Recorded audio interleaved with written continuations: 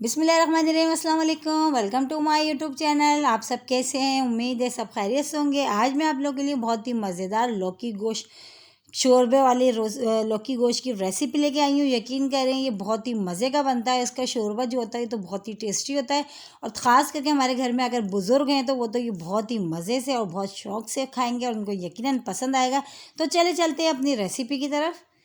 ये देखिए, हमने जो चीज़ें ली, आधा किलो हमने ये लिया है, बीफ लिया है। इसको अच्छे से हमने वॉश कर लिया, ये बगैर हड्डी का है। 1 पाव हमने लौकी लिए, लौकी के भी इस तरह हमने कट कर लिए है।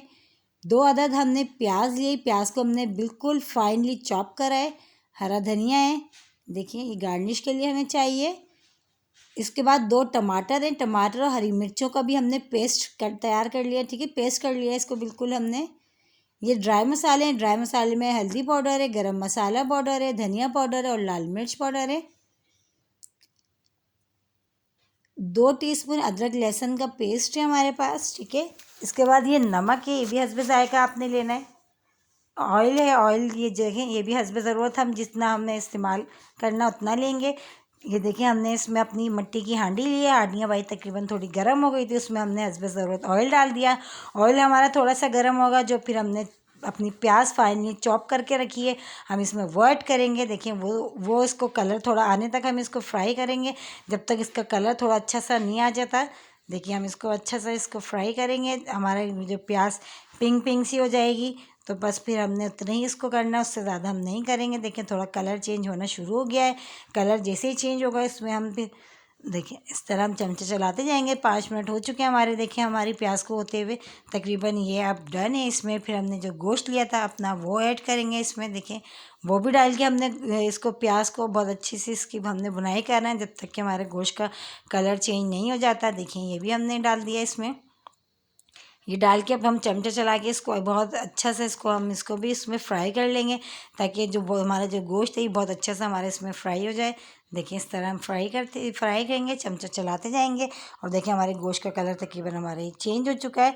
फिर अब इसके बाद हमने जो अदरक लहसुन का पेस्ट अपना लिया था हम वो इसमें ऐड करेंगे। वो भी डाल के इसको थोड़ा सा 5 मिनट ज़रा भूनेंगे इसको, मसाले अदरक लहसुन को और गोश्त को और प्याज को ऑयल में हम बहुत अच्छा सा इसको भी हम फ्राई कर लेंगे। देखिए इस तरह हम करेंगे।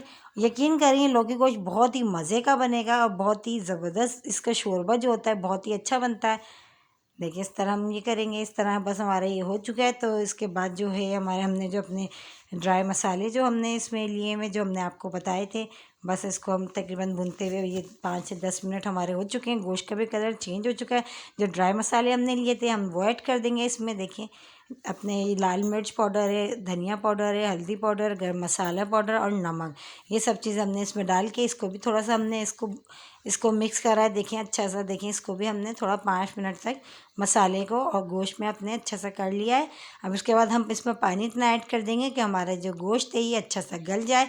मैंने तकरीबन यहाँ पे जो है 2 गिलास पानी डाला है, ताकि हमारा आधा किलो गोश्त ये अच्छा सा इसमें गल जाएगा। ठीक है, अब इसको तेज़ आंच पे उबाल आने तक पकाएंगे। जब इसमें उबाल आ जाएगा तो फिर हम इसको ढक्कन लगा के तकरीबन 15 से 20 मिनट के लिए छोड़ देंगे, ताकि हमारा गोश्त बहुत अच्छा सा गल जाएगा। देखिए उबाल आना शुरू हो चुका है, ये बहुत अच्छा सा पकना शुरू हो गया। अब हम आँच थोड़ी हल्की करके, अभी हमने तेज़ आँच पे इसको पकाया है, अब आँच हम थोड़ी सी स्लो करेंगे और इसको ढक्कन लगा के 20 मिनट के लिए छोड़ देंगे। चलें 20 मिनट हो चुके हैं। 20 मिनट के बाद चेक करते हैं हम। देखें 20 मिनट हो चुके हैं हमारे ये गोश्त को गलते हुए। तो चेक करते हैं, हमारा गोश्त जो है तकरीबन गल चुका है, क्योंकि 20 मिनट से 25 मिनट में हमारा गोश्त अच्छा सा गल जाता है। ये बिल्कुल मैंने आज ही फ्रेश लिया था, फ्रिज का रखा हुआ नहीं था। तो ये देखें बहुत जल्दी गल गया है। देखें तकरीबन हमारा गोश्त जो है बिल्कुल डन हो चुका है।